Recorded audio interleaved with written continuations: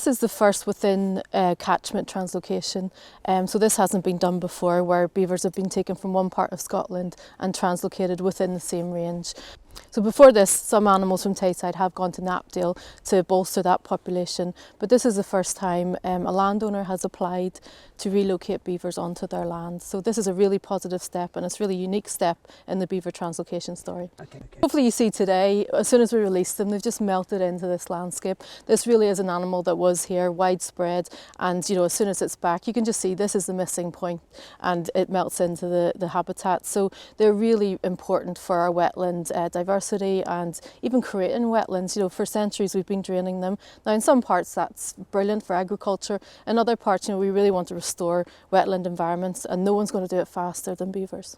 Yes, I've done many beaver translocations, they're all important. I think it's all a positive step, but today to do one in Scotland after, I think it was nearly 12 years ago since the last beaver release that I've done, this really means a lot, and just working alongside Tom and his family, I think this is a really good news story. And to have a family group that have been trapped together, kept together, and then we can relocate them together, that in itself is special. I mean, you see 3 very healthy kits here, so this has been a really emotional day. Very happy.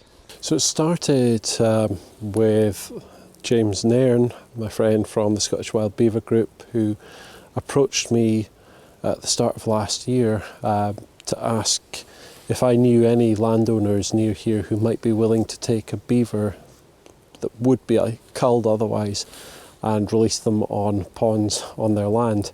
And I said, yeah, I might know one person that might be mad enough to do that. And it's been an interesting journey, quite an exhilarating one at times, and deeply frustrating, upsetting at other times. Overall, though, I'd say a very positive thing. It's taken us a hell of a long time to get to this point, so consultations between doing them and writing it up took a good 6 months, and then took a further 5 months to wait to get a decision. Frankly, there were points where I just didn't think we were ever going to get to this stage. So a real rush to finally get here, really, really pleasing. I think it's really important because we know what biodiversity benefits beavers can bring. They've been well studied across all the 25 countries they've been reintroduced to in Europe, and we know that where you have beavers, particularly on an upland site like this, you know that they're going to bring huge benefits to biodiversity. So I think that's really important.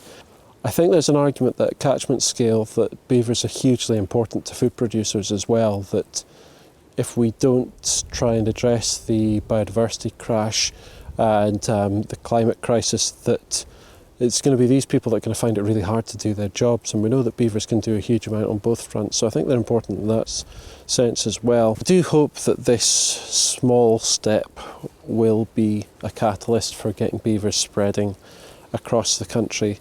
It seems fairly apparent to me that we need as many beavers as we can possibly manage to have in Scotland, and at the moment we've got one of the smallest populations in Europe.